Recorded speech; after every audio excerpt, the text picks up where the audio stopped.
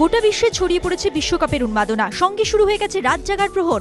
একদিকে রাত জেগে টিভিতে খেলা দেখা, অন্যদিকে দিনের বেলায় দৈনন্দিন কাজকর্ম। একসঙ্গে দুটি কাজ 2-4 দিন চালানো গেলেও টানা 1 মাস চালানো বোধহয় সম্ভব নয়। দিনের বেলা ঘুমিয়ে রাতের ঘুম পুষিয়ে নেওয়ার কাজটি আর কদিনই বা টেনে যাওয়া যায়। রাত জেগে খেলা দেখার এই প্রভাব পড়ে দিনের কাজে। আর পছন্দের টিম যদি হেরে যায় তখন নেতিবাচক প্রভাবে আক্রান্ত হয় মনও। এই পরিস্থিতিতে ভালো ও সুস্থ থাকার পথ বাতলে দিলেন চিকিৎসক অমিতাভ সাহা। বললেন টানা 4-5 ঘন্টা ঘুমই যথেষ্ট, সঙ্গে দিলেন প্রয়োজনীয় পরামর্শ। খেলা তো দেখতেই হবে। খেলা দেখার পরে আমার মনে হয় 4-5 ঘন্টা, যেটা আমি এক্ষুনি বললাম, ঘুমোলে এনাফ। ব্লাড প্রেশার বেশি, যাদের ডায়াবেটিস আছে, তাদেরকে একটু আমার সাজেশনস সেটা হচ্ছে খুব বেশি ফুড কনজিউম করবেন না খেলা দেখার সময়, যেটা এক্সট্রা সময় জেগে থাকছি আমরা।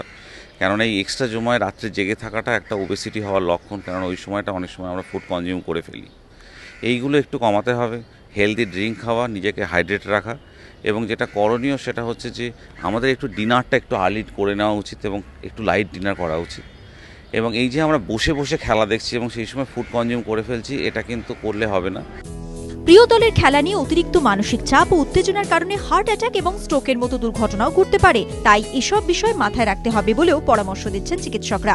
সঞ্চয়ন মিত্র রিপোর্ট, এবিপি আনন্দ, কলকাতা।